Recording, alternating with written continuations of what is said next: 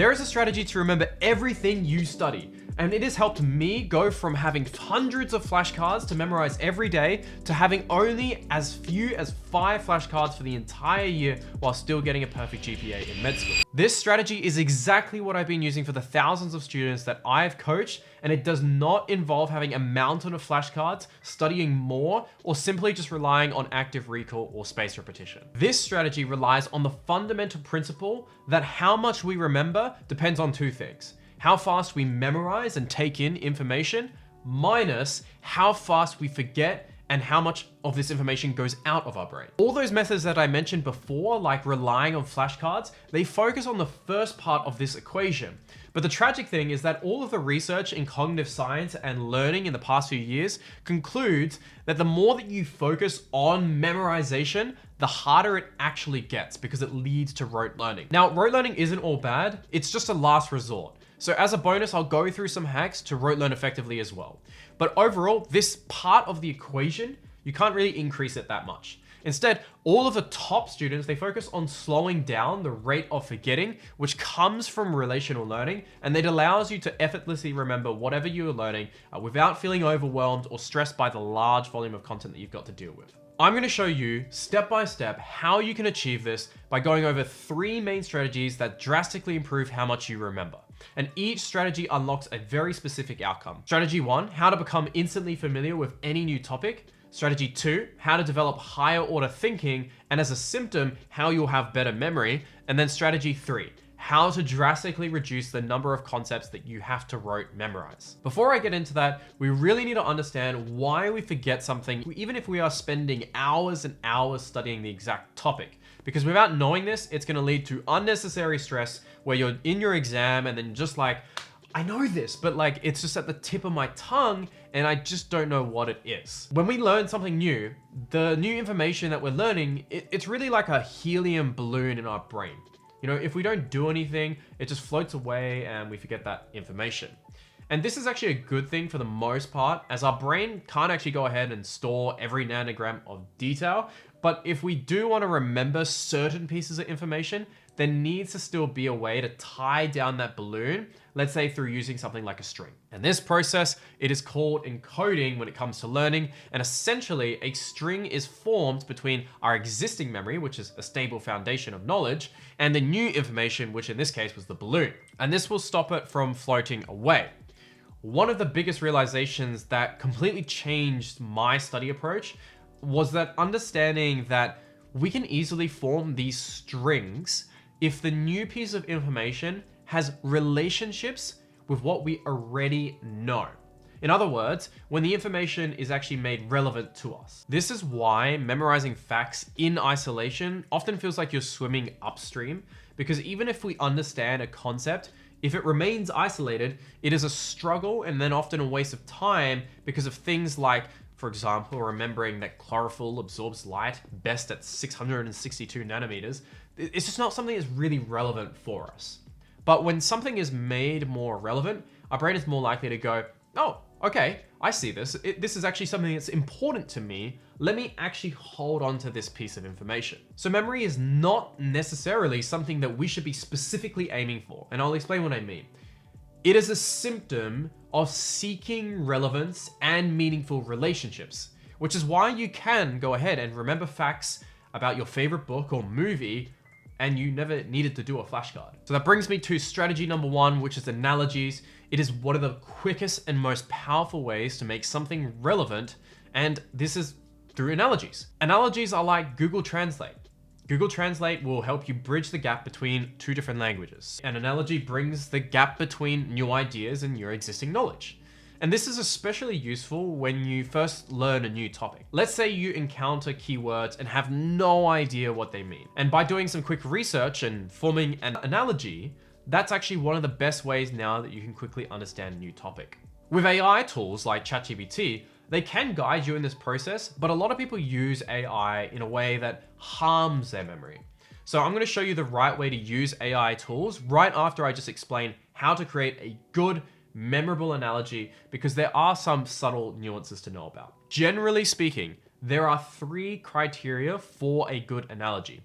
It should be broad, simple, and accurate. For example, if we were learning photosynthesis, a broad and simple analogy for photosynthesis could be that you're imagining a factory that produces food. And the factory, which in this case is the plant, uses the sunlight as energy to turn raw materials like the carbon dioxide and the water into food, which is glucose, and release its waste, which in this case was oxygen. As we learn more, you might want to add nuances and tweaks to make it more accurate.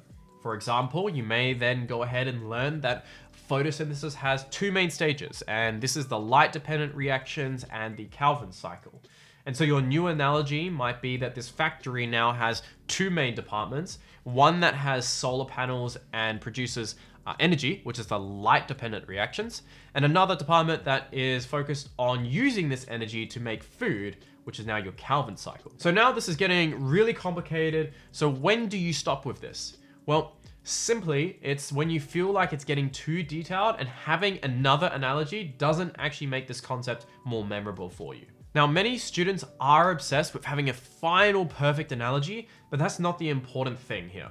What truly matters is that it's the thought process that has gone into refining and updating this analogy. That's what matters. And this is a process that actually leads to some more of that deeper learning. So that is why it's always a bad idea to use AI first or just finding an analogy online, because it is shortcutting that process of this deeper learning. So after coming up with an analogy, then it is actually good to use something like ChatGPT to verify it. For example, you can ask it, come up with an analogy for this topic, or can you verify if this analogy, insert here, is accurate for this topic. That is fine. Now, although analogies are great, I would argue the next strategy is potentially the most important for increasing retention. This is because it is retraining your brain to think like the top 0.1% of learners. This strategy is being able to effortlessly find critical relationships. If this sounds familiar, we are essentially making use of something called Bloom's revised taxonomy, which I think is one of the most underrated learning frameworks that we can use. And this educational framework is actually used by exam writers to determine how well a student knows their stuff. And since people writing our exams are using this, we should also be using this as well to best prepare. So for example, an easy question on an exam will just ask you to remember a fact. Whereas a hard question, often worth a few marks, it's going to require you to evaluate and analyze different concepts together. And we always want to aim as much as possible to evaluate and analyze. By the way, create is not really relevant for this discussion unless you're doing a PhD or higher, so I'll just ignore that for now. So this is because, according to Bloom's taxonomy, focusing on the higher levels will naturally have you applying, understanding, and remembering the content even better. And so even though this bottom layer is called remembering, it is actually not a good way to remember. But this is where the majority of students actually end up getting stuck, right? Just remember, we discussed this before. If you focus on memorization, then you won't actually be memorizing that much. And that's just because if we focus on the analyze and the evaluate, it will actually make memorization a symptom, a consequence. So to remember, we actually need to go to those higher levels of thinking and learning on Bloom's taxonomy, which has us having all of this remembering just being a easy thing that just happens on the side. So in order to evaluate and analyze, whenever you are learning a new piece of content, you want to ask yourself these two questions. Why is this important? And how is this similar or different to what I have learned so far in this topic and entirely your life, really? And this is what allows you to form those critical relationships, which are a defining characteristic of those higher order levels of learning in Bloom's taxonomy. And there are countless techniques that allow you to do this, things from Venn diagrams, tables, flowcharts, mind maps, or even just doing summaries and questions. Any technique works as long as it just forces you to compare and contrast and evaluate the importance and form these relationships as a consequence. This is why you should not just take a picture of a table or a mind map online again, because you are just robbing yourself of this cognitive process. And it takes the thinking to go through creating these relationships. And this is actually what leads to memory at the end of the day, not specifically the mind map and what's on the paper. And if you really think about it, it's just like printing a graduation certificate without actually going ahead and attending university. And then you think that this is actually going to help you when you need to apply the knowledge in real work. Now, finding critical relationships when there is a very large amount of information, it can be challenging. So we really want to leverage this next technique to make sure that the relationships we are finding are the most meaningful. And this is chunking. This is where we are grouping similar concepts together.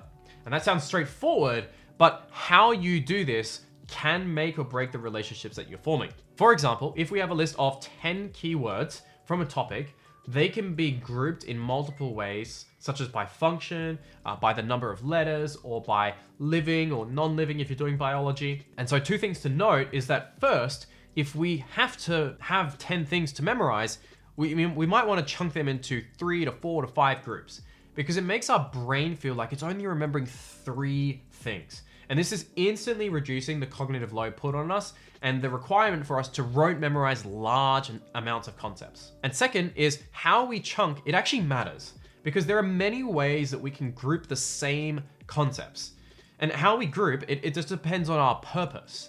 If our purpose is to compare and contrast between living and non-living things, then that's fine, that we can use that. But if our purpose is to compare and contrast the functions of these different categories, then we would need to have a different way of chunking that prioritizes that instead. Simply, the process of deciding how to chunk concepts together is what leads to that higher retention and understanding again. And then you might like to represent these chunks in a mind map, which I actually go ahead and cover in this video. Quick note, if you can't find relationships or chunks, it means that what you're learning right now, it's too detailed for your current level of knowledge. So the best thing to do here is actually to get a better picture of those foundational concepts, go learn a little bit more, and come back, for example, with the help of analogies before continuing. Now the bonus is rote memorization. If you've been trying all of these techniques above, you're making relationships, you're doing analogies, you're chunking, and there's still a concept or fact that you can't just quite commit to memory, that's normal. Typically, 10 to 20 to 30% of the time, we do have to commit information to memory through rote memorization. And this might be things like stats or facts, precise quantities, specific names of things, or dates. I do want to quickly reiterate though, that you might think that biology or medicine is extremely memorization heavy. That's just not quite the case. If you focus on the other things, you can significantly reduce the stuff that you just need to straight memorize. So memorization, it's just an unfortunate reality of how things are in our education system. We do need to do this sometimes, but there are still ways that we can make our rote memorization as effective as possible and kind of hack our psychology here. Firstly, it's flashcards. We've all heard it before. It's the active recall, the spaced repetition that everyone talks about. So yes, this is effective, but as you can see, we want to have this as a last resort, and it's only really applying to that 10 to 20 to 30% of content. And so with that being said, it's important not to make common mistakes with your flashcards that are going to go ahead and actually compromise your memory. So let's talk about that. When making flashcards, ensure that you, number 1, frame flashcards as questions. This is encouraging that active recall. Number 2, focus on 1 to 3 main facts per flashcard. You want to keep that information really concise and clear. Don't make it too complicated. And number 3, you want to avoid full study sessions on flashcards. And this is actually a common mistake that I see all the time with students. They actually sit down and just do flashcards. Flashcards are really good in a study system for quick, repetitive recall, which is best used when you're on the go, right? So this might mean when you're just traveling to school or work or whatever it may be.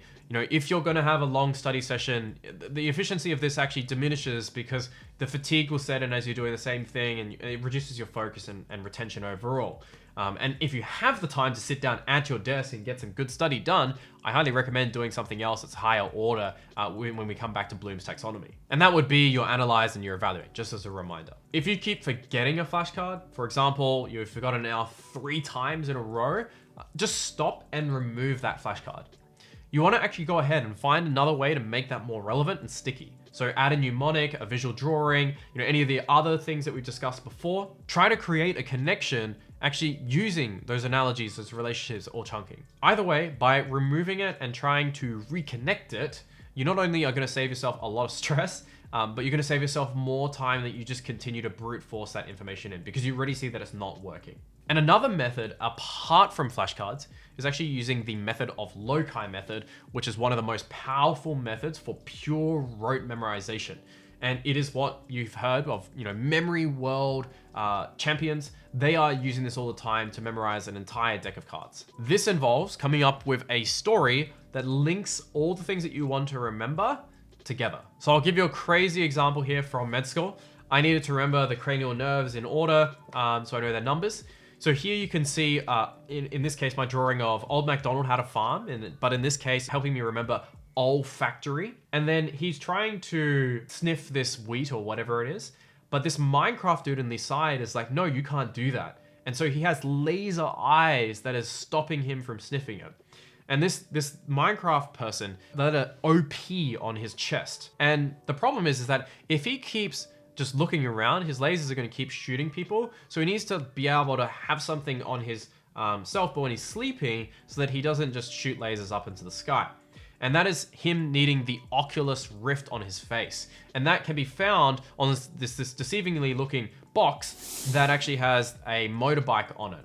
And so now the OP on the Minecraft person is helping me remember the optic nerve, and the Oculus Rift is helping me remember the ocular motor, and that's really how it works. So you can see here that the story is thematically connected through all of these different points.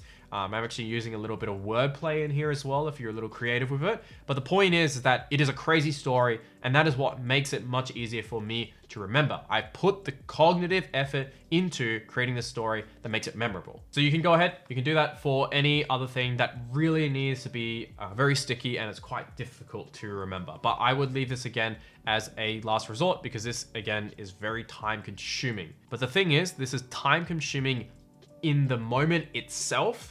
But over the long term, it's actually quicker than just going through a flashcard again and again and again because you're forgetting it. So you always got to think about, should I invest a little bit more time now so that I'm going to remember this and not have to relearn it all these other times? And is there usefulness in actually knowing this right now, because it'll make all of these other new concepts that I'm going to learn easier to learn in the future as well. So there's that opportunity cost that you got to think about, and everyone forgets that second part. So that's my full guide on how to remember everything you study. Here is a quick summary that you can see. You want to use that relational learning to slow down how much information you forget. And for the remaining of content, you want to use rote memorization for that additional detail. Thank you so much again for watching. Take care. And if you want a detailed guide on how you should put all of these critical relationships and chunking into a mind map to unlock higher order learning, you may like this next one.